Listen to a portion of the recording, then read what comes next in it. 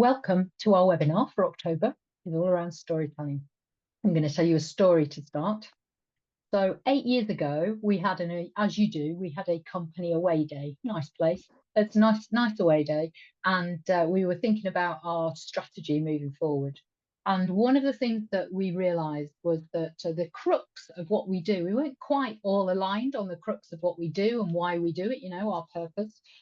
We were doing lots of sales academies. We were coaching our champion leaders. We were facilitating. We were doing lots and lots of things, but we didn't really have a vision of the future. So we created one.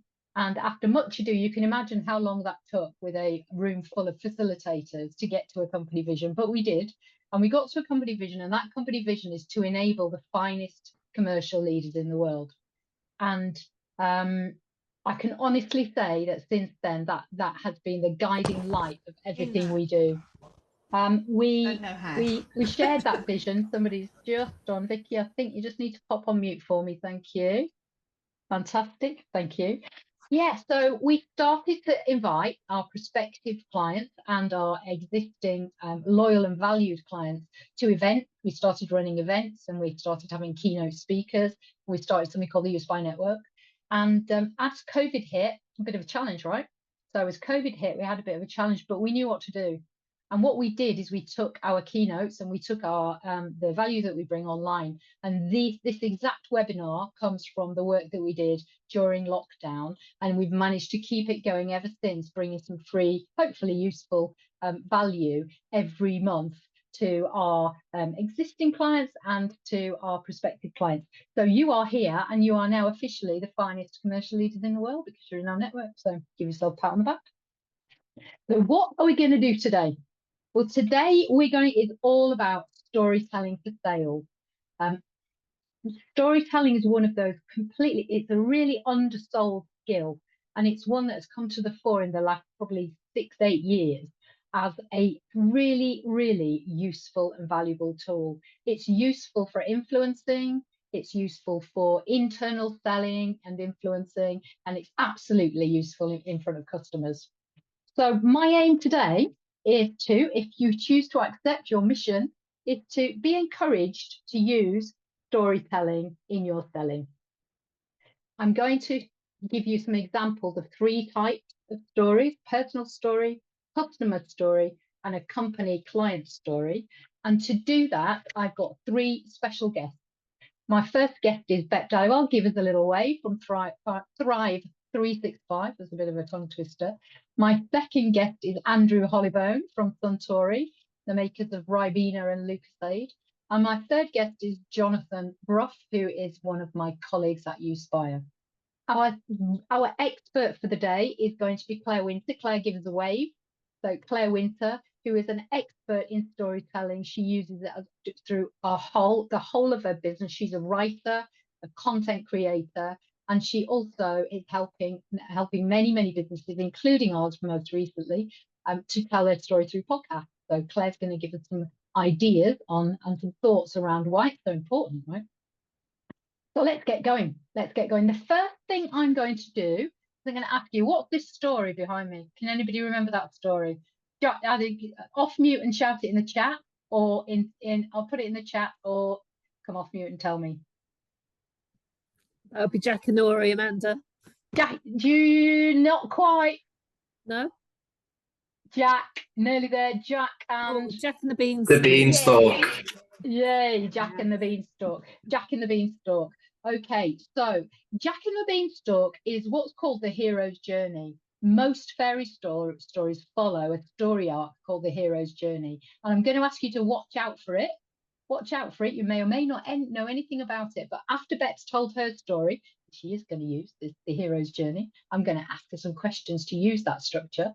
Then you'll be able to have a look at it in the chat, because we are going to give you a template to go away and practice. Okay. So first of all, let me change my background so you can follow the storyline that we'd like you to have a go at when you go back to your desks.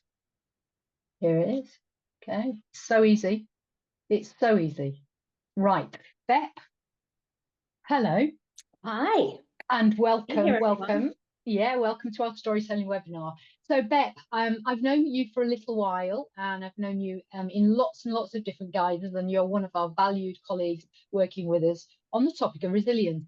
So, I'm going to ask you about your story about how come you, who did not start in the world of resilience, are now working on the topic of resilience. And I'm going to ask you some questions using this background. So, you tell me. Where were you a while back before you started your own business? What was your reality then? So my reality was working at a chocolate factory that you may all know, Mars, based in Slough, doing a PR role. So I had been there probably for about 15, 16 years. I've been brought up a Mars baby, actually. So my dad used to work there. My dad used to work in the factory. My mum had worked at Mars Electronics, so Mars was kind of in the blood. And I did a trade marketing role, a sales role, a sales trainer role, Yeah, and got moved into a PR role, a trade PR role, actually. right. So there you were at Mars, and you had something happened, a challenge happened, right? What happened? A cancer diagnosis. So probably the challenge that nobody wants in their lives. And I was just merrily kind of doing my own thing. But then when cancer comes knocking, you have to stop and pay attention. Yeah, and you got through that diagnosis, which is quite many years ago now, and you then came back into the world of work, thinking about what you were going to do in the world of work, right? Well, I think before cancer, I was very much focused on what everybody else needed from me and the role that I played. So I was so focused on my role as a wife, as a sister, as a daughter, as an employee of a huge organization, and especially such a high profile role, I suppose, and being the spokesperson for Mars. So when I suppose cancer came knocking, it made me stop and think about, when you face your mortality, I suppose you look at your life in a very different way. And so whilst I stepped back into the corporate world, everything around me had changed, or, even how I was perceived by people, I suppose, was different. And it just made me really stop and think about what was really important to me. And when you realize that life might not be as long as you had previously thought it could be, it does make you prioritize things in a very different way.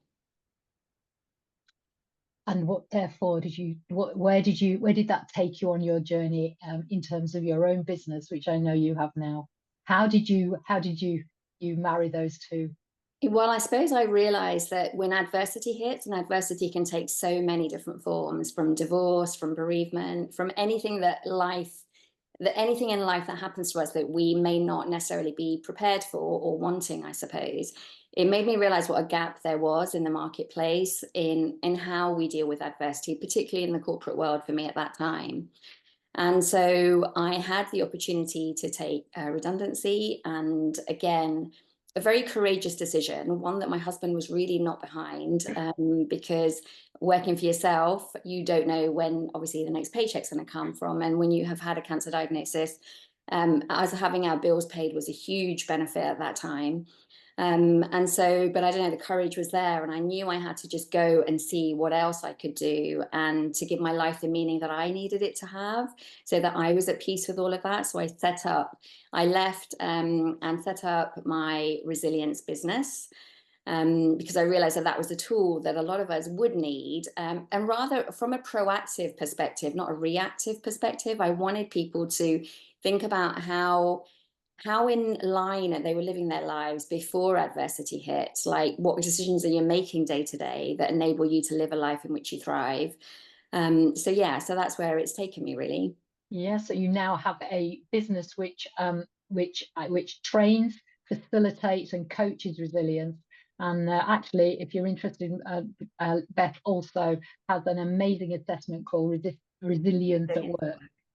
So yes, she came out of what they call in the storytelling arc. She came out of a known world, which changed hugely. She went into an unknown world, and now your new known world is around helping businesses and individuals with resilience. Thank you so much for sharing your personal story. Thank you. Pleasure. Thank you. Fantastic. Okay, so there is a great example of a personal story, which is actually related to work, of course.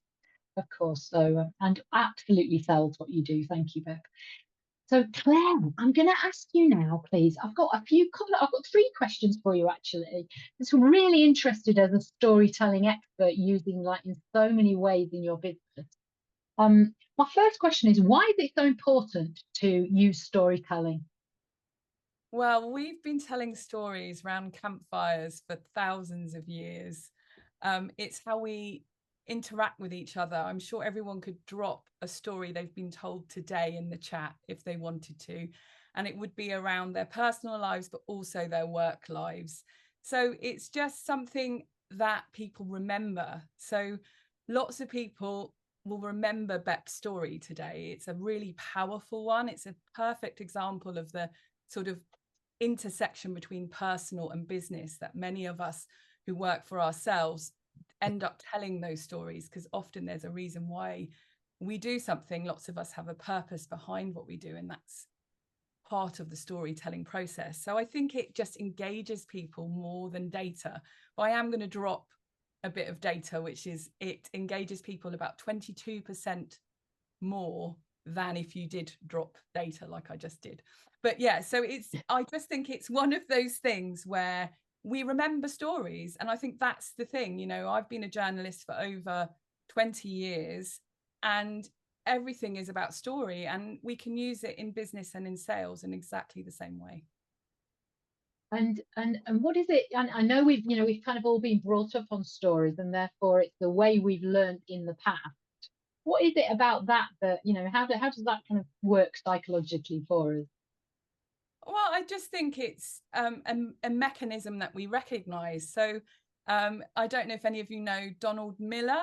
He does your story brand, and I think it's a really useful model, which is the customer is the hero in your journey. So when we are using sales and business, we make the customer the hero of the story, and their problems, we're here to solve them. So once it becomes like that, so you can take them on a journey. It's like, we understand, we hear you, we know what's going wrong for you, and we have a solution for you. So you take them on a journey with you, and that's how it works. And like when you think of brands that are memorable, they're the ones that take you on a journey with them. They're the ones that go, oh, we hear you, we know what your problem is. So I think that's one of the key things that we need to remember as business owners, whether we work for a big company or we work for ourselves, is that we want to make the customer the hero, their pain problems, the villain of the piece, and then we offer those solutions. We take them on a journey with us.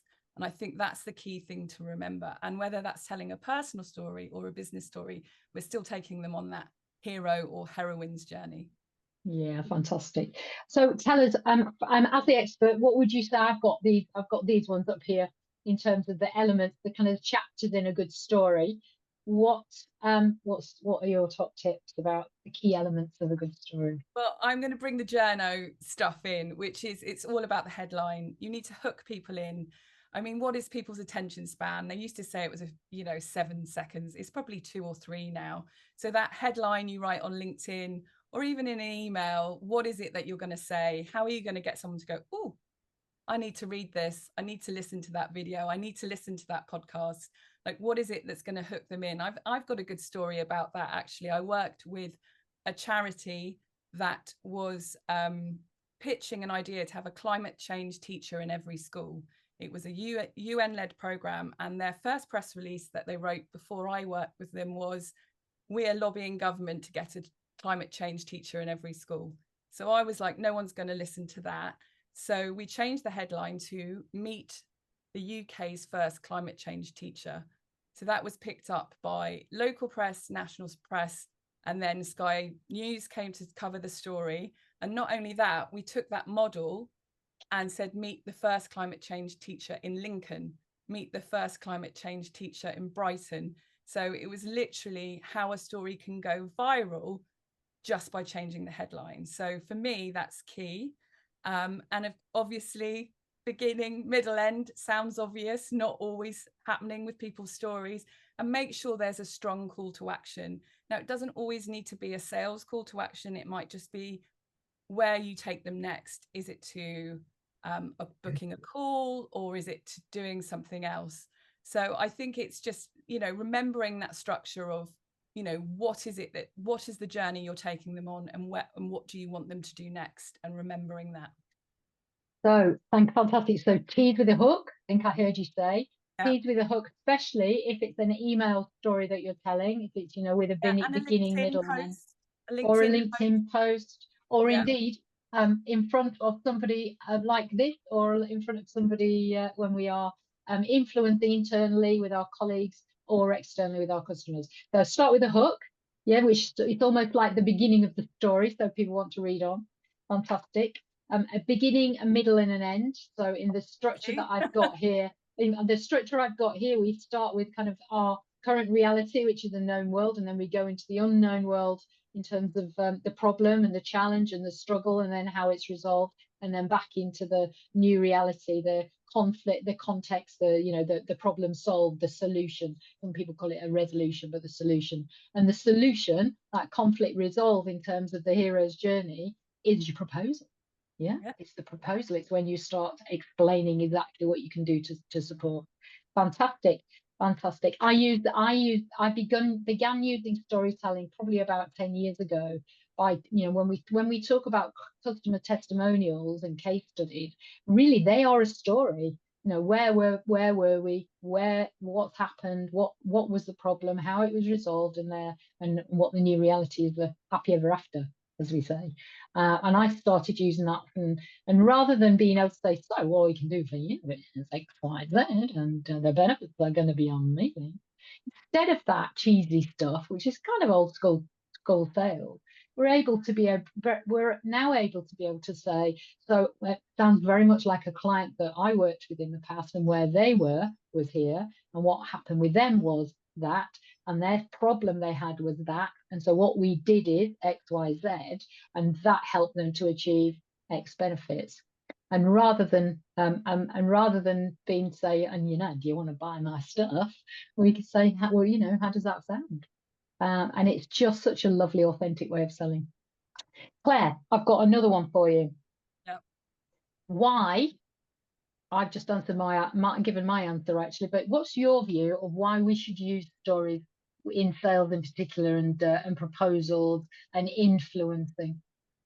Because people will remember you, and they won't think, oh, there's that sleazy person who tried to sell me loads of stuff. There's someone who is engaged in what I'm interested in, who bothered to listen. So one of the big acts within, and I know you talk about this a lot, is make sure you listen in your interactions and apply stories that are relevant to the conversation. So don't just come in with a pre-planned, this is what I'm going to talk about.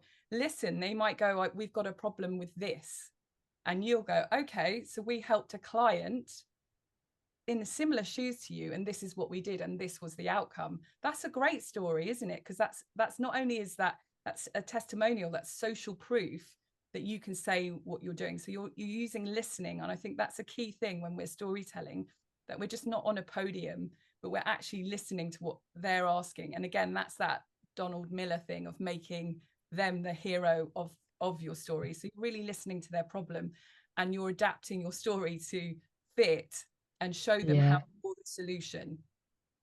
Yeah, fantastic. Thank you, Claire. Thank you so much for those pieces of advice. I've got one build, and that is that in his book, in Daniel Kahneman's book, Thinking Fast and Slow, he talks about how people make decisions, and actually even the most technical of experts,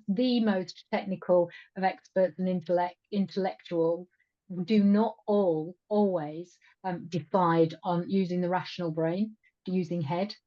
Actually, 80% of decisions, once all the basics are in place, right, 80% of decisions are based on heart, based on the irrational brain. And therefore, being able to appeal to head and heart is such a wonderful thing that you can use storytelling. So I hope you're beginning to be sold. Another mechanism, which I think Bep, I'll put my teeth back in. Lots of stories are a 5-second moment. It's another kind of story influencer talks about this. So it's like that moment when she got that cancer diagnosis was when life changed forever. And actually, there are lots of moments in your day and in your working day where you can note down that's a particularly compelling one that changed her life trajectory forever. But yeah, we can make notes of those 5-second moments where everything changed. And that's another way to bring in a story and think about. Yeah, thank you. That's brilliant. So we've talked about personal story. Talked about a personal story. How about a customer story? I have asked Andrew Hollowbone. Hi, Andrew. Goes another way. I've asked Andrew. Andrew works for Suntory, as I say, with brands like Ribena and Lucozade. And Andrew is the head of commercial capability at Suntory. So he also trained storytelling, I hope. And he's going to give us an example. He also is an extremely well-accomplished sales leader. And he's going to give us an example of a customer story from your past, I believe. So, Andrew, tell us all about it. Thanks, Amanda. Afternoon, everyone. Yeah, so look, I'm going to give you a very short story about the importance of values in navigating challenge. And I think we probably all have challenge at the moment. But this story goes back a few years, so settle in, enjoy yourselves. A few years ago, I was leading a meal solutions business, happily selling millions of meals a week to our biggest customer. We enjoyed a really close relationship, which was built over decades. Business was good. We're performing well, year on year growth, and delivering key points of difference for our customer through quality and product quality. It was a massive business to us, so across multiple sites, really important piece of business. And I would say confident rather than complacent, but we had a good piece of business on our hands. But lo and behold, everything changes, and there came a change of personnel in our key customer. And because of that, there was then a subsequent change of strategy and a significant shift in their behavior. And ultimately, that led to them tendering our entire business. I think initially we went through all points on the change curve: shock, denial, anger, confusion, back to denial, quite a lot actually. But actually what made it worse was this particular customer had recent history of moving entire swathes of business. So it was significant, it was important, and we had to do something very, very different to work through it. And so what we did is worked in the way that we knew how. So there's 3 key values that we lent on. One is better together. So we had a really broad team across multiple functions, across all levels of seniority, and bringing in different experiences needed to work really closely together to come to a solution. Within that, everyone took real ownership, which was personal responsibility, treating the business like their own, and then ultimately leading on to some serious courage. We took some big risks, felt like unbelievable risks at the time, but you face into it, and with the ownership element, taking personal responsibility, you back yourself and you know what you're doing. You believe what you're doing is right. So we worked through it, very turbulent time, and look, I'm pleased to say that we did win out, and we were successful in retaining the business. But importantly, and one of the biggest risks that we saw at the time was our proposal was highly conditional. So despite all of the challenges of the tender process, it actually brought our 2 businesses closer together to deliver the change. And that was really important because, look, ultimately our customer relationship was very, very different across the period. But we became much clearer and much more focused on what was important to each other. We were operating in a different environment, and that needed to be reflected. But also internally, our team had a closer belief in the importance of leaning on our values and our culture and how we operate that really got us through the challenge and helped us to navigate a very difficult situation. And ultimately, it ended up we were still very happily selling millions of meals a week to our biggest customer.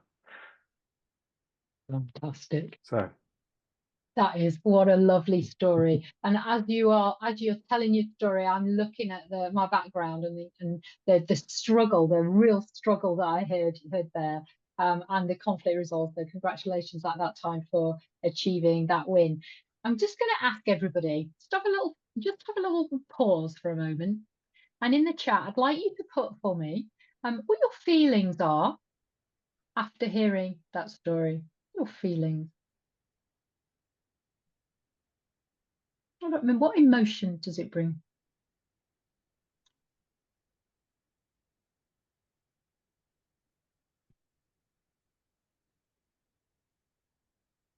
Share this in the chat. Feeling positive, Peter? Yeah. Curious. Understanding and feeling of empathy and engaged. Really, absolutely. Empathy. Yeah, feeling kind of feel celebratory with it was a while back, but absolutely engaged. Thank you, George, and hopeful. Yeah. Yeah. Thank you. Let's just I just missed yours there, Bertrand. What does that want to say? Happy. Relief. Human, same worries and challenges. Absolutely, absolutely. Now, next question. Andrew Holborn is an accomplished sales leader and an accomplished sales capability director. What's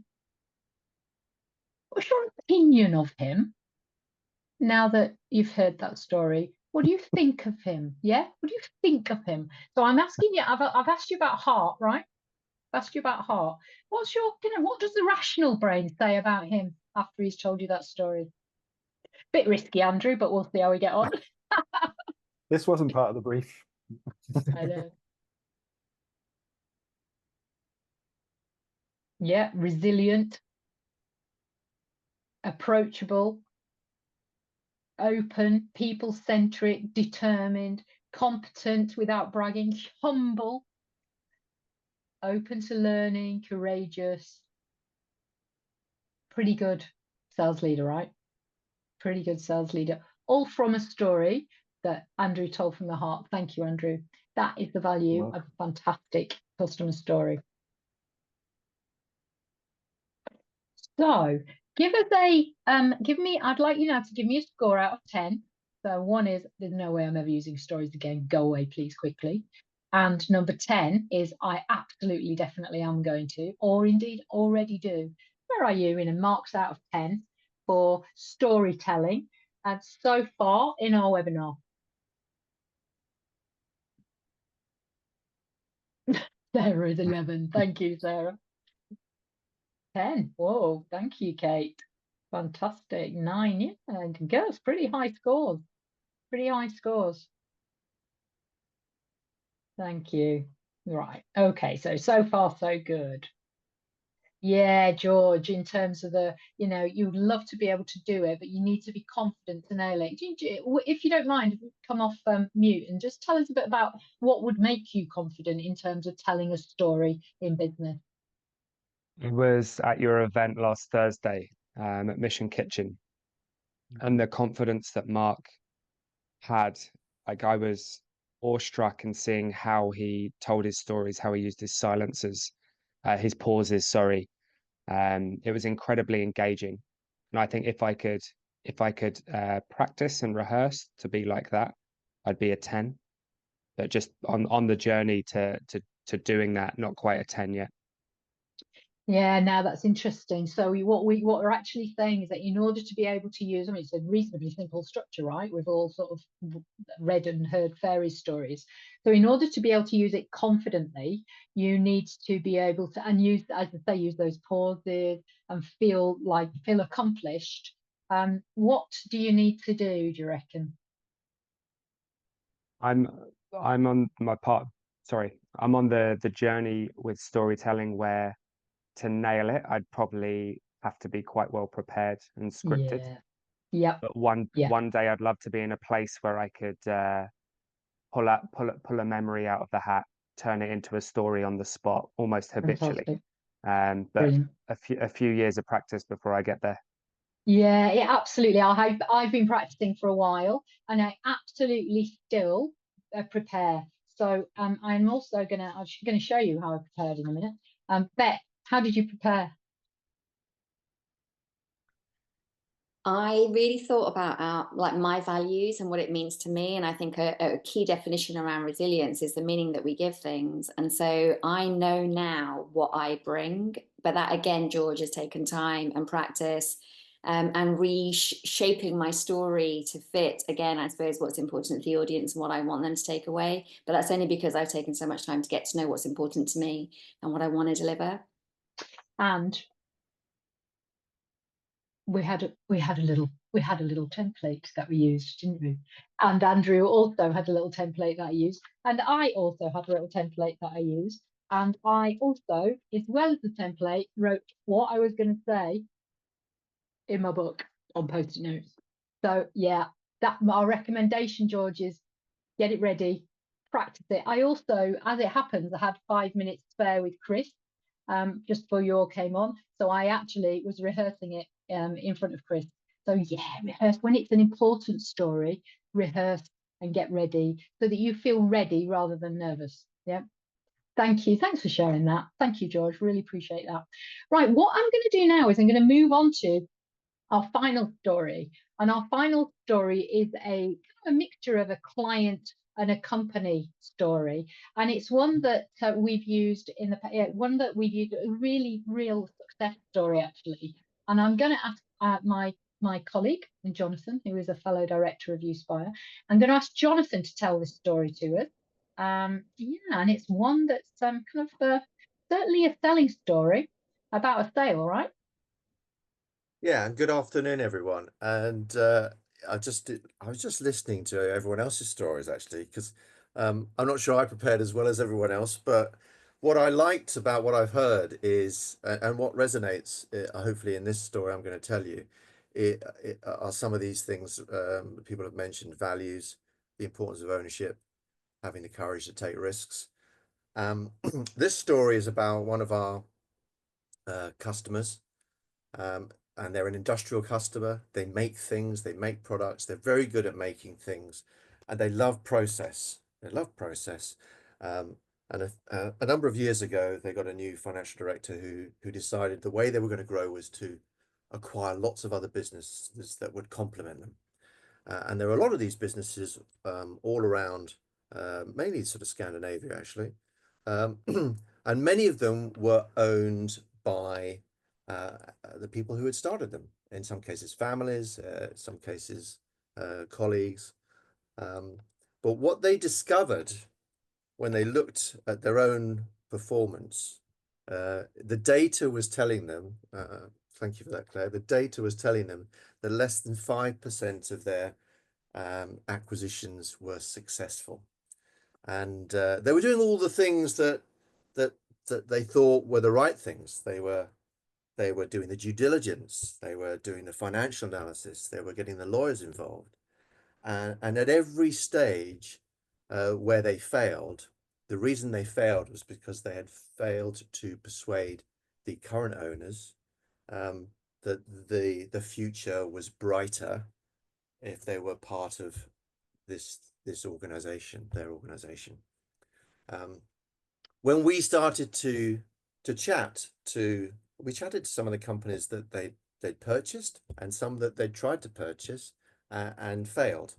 And what we discovered, and the key insight actually that drove us to incorporate storytelling into the program we created for them, and I'll show you that in a second, was that they were trying to create the story about themselves. Come and join us. We're a fantastic business. You'd love to be part of us, wouldn't you? And we're going to take you to this exciting new world. Well, they were never ever making the story about the company they were trying to acquire. So that was the first insight.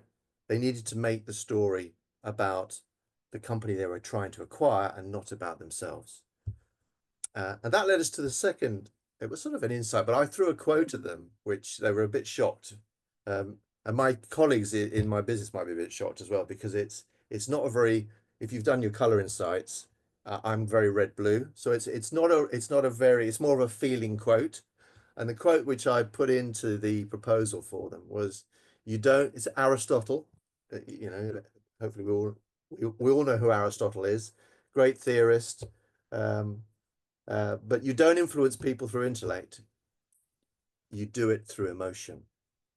And I put that in our proposal and said, look, you know, we've had a look at what you're trying to do is use a process to sell the opportunity to influence these current owners. Many of them were actually family members. And it's just not landing because they don't understand what you're trying to achieve. So what we did, and I'm going to just share my screen. If I can work out how to do it. There we go. There's a button here. Make sure I share the right one. There's a lot going on. Hopefully that's, can you see that? Just coming. Just coming. Is that doing something? Thinking about it.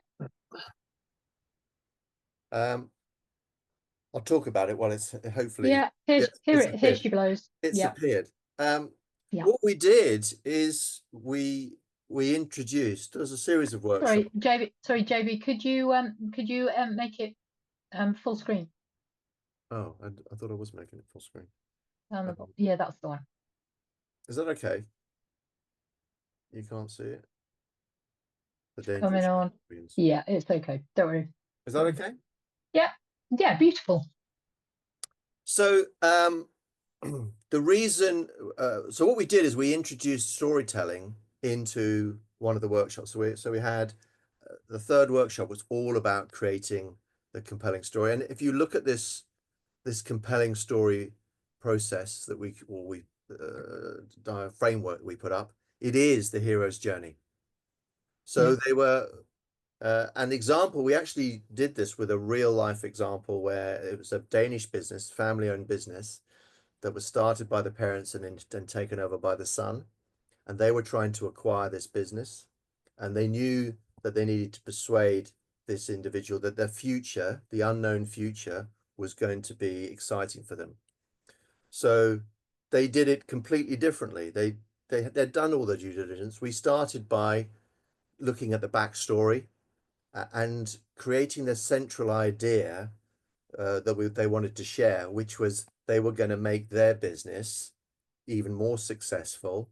And they actually started by understanding the values of the business they were trying to acquire. And they realized there was one value, which was people-centric, which was all about ensuring that the people who worked in that business could thrive. So they used that as a central pillar, and they created an emotional connection with the current owners, which they'd never done before. You know, they found a way of connecting with them, and they connected with the parents who'd retired, who started the business, and then they painted a picture of what this unknown future world could look like, and they did it by telling a story. What if we could create a business that allowed not only the existing people in your organization to thrive, but all the subsequent people who join to thrive and improve your retention, help you reach markets that you've never been able to reach before, and do it in a way that actually leverages what we can bring, which is access to all those markets. So you can be you, but we'll help you be you better. And that was the message of how they thought they could succeed. And what was interesting was, you know, they thought they were going to have to spend a lot of time. They were all getting prepared to negotiate on the price. But actually what they found was this compelling story of how they would create something really new and amazing was actually doing the negotiation for them. Because by the end of the process, this Danish company what they learned is that the person who'd inherited it didn't want to run it, because but they loved the work that they did and they wanted to innovate.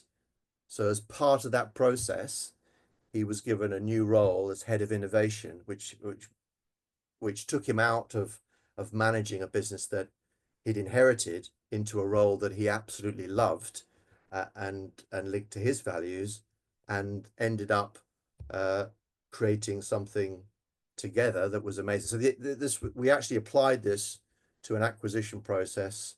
They told the story, they made the acquisition, and they're now working with this business, delivering something truly amazing. So that's to sort of demonstrate how you can build storytelling into a program of activity that helped a business that was very poor, had the money to make the acquisitions, but it was very poor at completing these acquisitions, and we changed their entire mindset by effectively creating the hero's journey as a process for them. Internal before they even it went external. Yeah, that's so interesting, isn't it? So the number of times that I've been in a situation when I've been head of sales in other businesses where actually I'm not really sold on what I'm selling, and therefore I actually really need, the first job is to sell it to myself, or help get the business to sell it, to help to sell it to me. Yeah. So that I'm really, really clear about the benefits and the story, the way the story will go for my customers. So yeah, absolutely. And Amanda, one of my big learnings was the biggest challenge for us was to persuade them to drop their ego, because they wanted to tell their own story. You know, we're a fantastic business. They want to hear all about that, don't they? I said, no, Yeah, they don't want you have to create a new story for them, and that was the most difficult sell for us. Once we'd done that and they saw the power of it in converting an acquisition, it completely changed their view amazing, of how they would approach acquisitions going forward. amazing. Yeah, brilliant, fantastic. And it's that going from the known world, which may or may not be where we want to be, to that going through all that wobbliness and coming through at the end into a known world, which is going to be better. And using that process, fantastic. It does work. It really does work. I can't recommend it highly enough, actually. There was a quote, I can't remember, it definitely wasn't Aristotle, JB. There was a quote that I read in a book somewhere, which I really found resonated, which was around, the measure of a leader is their ability to tell the right story at the right time to the right person. Which I really, really liked that one. So we've just got time. I'd be really interested to hear from you. Got a couple more minutes to think about what George already said, I'm kind of like working on this, and I need to make sure I'm confident and feel like I'm ready to tell stories. What would if we were to give George some more tips, George, you're on. If we were to give George some more tips, what would our storytelling tips be? Either that we've used in the past already, that we can share that experience, or from today, what would your top tips be for storytelling? Please feel free, if you want, to put your hand up and tell us in person, not a very big group, so we can perhaps do that, or if you prefer to put it in the chat. So Andrew, I can see your hand up. So Andrew, what's your top tip to George? I'll throw my two penneth in. For me, it's all about the audience. So when you're telling your story, what do you want them to think, to feel, to do out of it? And then it's a good guide to start with. Yeah, it's audience. It's audience based, not self-centered. It's audience, but not self-centered. Love that. Sue. I think it's keeping a story quite short, because I've been in both sides of the fence, and I can remember occasions where you just think, God, what's the point of this? You kind of feel like you're just going round and round the house. For God's sake, get to the point, So I do think keeping it short and snappy is quite important. Yeah, absolutely. From a business perspective, I have family members, mentioning no names, who do tell quite long stories. Okay, any other tips? Who else has got a hand raised? Claire. Become a story collector. So note down stories from customers, business and life. And they're much easier to tell once you become an avid collector. I love that. I love that. Thank you. Pippa, you've put some in the chat. Pippa, I think you've got a couple there. Can you tell us your tips? I put in earlier just to say the fear of telling a story is that you do go down the rabbit hole of making it into a bit of a saga. So my top tip is to use the structure to help you keep it succinct. Yeah. It's gone of 5 chapters. Dead easy. Okay. Any other tips? Okay, well, I will remind you about my tips. The first tip is have one of these about your desk, and when you're going to practice, make sure you've downloaded it from today. I think Chris will probably put it in the follow-up, but make sure you've downloaded it and have it around. And just a couple of words in each of the 5 chapters helps you to create this story and be ready and feel more confident. The other one is don't be afraid to tell a personal story. Bet told us a brilliant personal story. Thank you, Bet. A customer story, a company story. And if you can incorporate values, as Andrew did, incorporate values, then it's even more. I mean, you know, we've got head, my goodness, we've got a big tender, but the heart is what tells the story, right? The heart is what makes the decision. Sarah, I can see you've put your hand up. Took me a while to find the button. So my tip is about sprinkling with some details. So I get the point very much about not going down some rabbit holes and becoming this massive saga, but I often find the best stories just have those little like, oh, that was really interesting, like a fact, like Claire was saying, or a little anecdote or something. So just a little sprinkle of detail that often that's the most memorable part, the little juicy bits. Yeah, those little headlines. I love that. I love that. Well, thank you very, very much. I would absolutely love for you to go in, tell more stories. If it works for you, let me know. Let me know. We don't always get any feedback on whether these things work. But if the template works, drop me a line and let me know. That would be amazing. If you'd like to hear Claire's amazing editing and wonderfulness around the way that she has created our podcast, our podcast is called Sales Leader Secrets, and it is on, Claire's telling me on a minute, Apple and Spotify.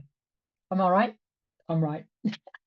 Apple and Spotify. And our next webinar, George, is Mark, and George saw Mark at our last Use by Live event.